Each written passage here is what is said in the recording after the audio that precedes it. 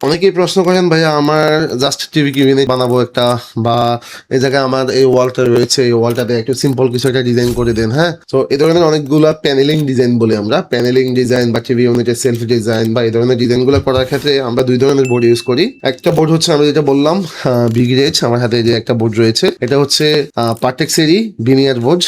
এটার প্রাইস মোটামুটি ভালো। এটাতে আপনি চাইলে যে কোনো ধরনের হ্যান্ড পলিশ, কাট কালার বা যে কোনো ধরনের কালার আপনি এই বোর্ডগুলো যদি করতে হয় সেক্ষেত্রে বিনিয়ার ইউজ করতে হয় মাস্ট। সো এই বিনিয়ার গুলো আমরা ইউজ করি। আরেকটা বিনিয়ার রয়েছে আহমেদেরই, যেটাকে আমরা পার্টেক্স বিনিয়ার বলি।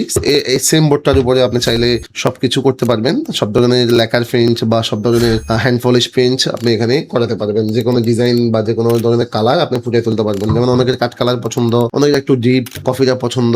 হ্যাঁ, তো এই ধরনের প্যানেলিং করার ক্ষেত্রে সকল ওপেন ডিজাইনের ক্ষেত্রে আমরা হচ্ছে এই ধরনের বোর্ডগুলো ইউজ করে থাকি। সো এই বোর্ডগুলোর উপরে হচ্ছে আপনার বাকি সবকিছু নির্ধারণ হয়। আবার ডিজাইনটা কেমন হবে, আপনি কেমন চাচ্ছেন না চাচ্ছেন। কোথাও কোথাও যদি আপনার সেলফ হয়ে যায় তখন হচ্ছে যে আমরা 12 মিলি আহমেদ রয়েছে আমাদের কাছে, সেম ভাবে আমরা 12 মিলি, এটাও 12 মিলি, এটাও 12 মিলি। যেখানে সেলফ ইউজ করি আমরা সেখানে হচ্ছে আমরা একবার গর্জন প্লাইতে চলে যাই। আর যেখানে হচ্ছে আমাদের একটু ডিজাইন থাকবে বা হচ্ছে কোনো ধরনের হ্যান্ড পলিশের কাজ হবে তখন আমরা হচ্ছে বিনিয়ারটা ইউজ করি। সো এই হচ্ছে আমাদের কাজের কোয়ালিটি। আশা করছি আপনি অফিসে না এসেও আপনি অন্তত পক্ষে এগুলো দেখে একটা কোয়ালিটি এনশিওর করতে পারবেন আমাদের কাজের ব্যাপারে। ধন্যবাদ সবাইকে। আসসালামু আলাইকুম।